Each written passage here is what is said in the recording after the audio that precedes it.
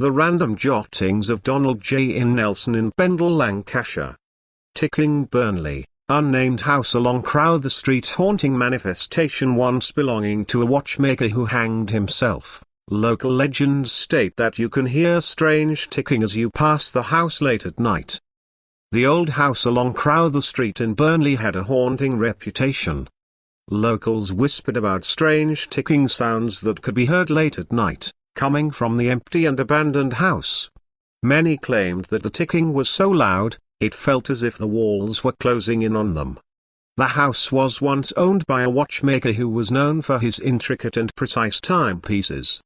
His reputation had brought him many customers from all over the town, but he had never been able to shake off a sense of darkness that had taken over him in the later years of his life.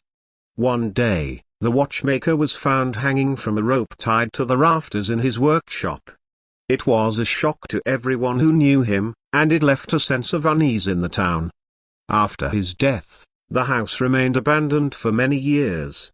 But the ticking sound persisted. People who walked past the house late at night claimed to hear the sound of clocks ticking, even though there were no clocks in the house. The ticking was so loud that it was impossible to ignore, and it sent shivers down the spines of anyone who heard it. One night, a group of teenagers decided to investigate the source of the ticking.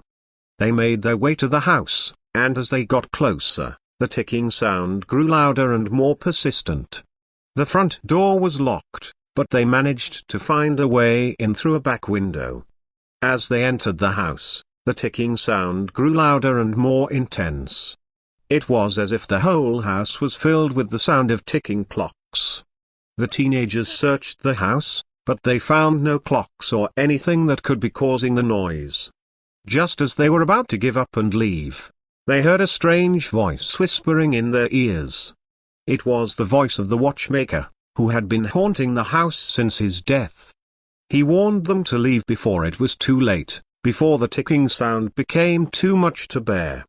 The teenagers fled the house, never to return again. But the ticking sound continued, haunting the house and reminding the people of Burnley of the watchmaker's tragic fate. By Donald J.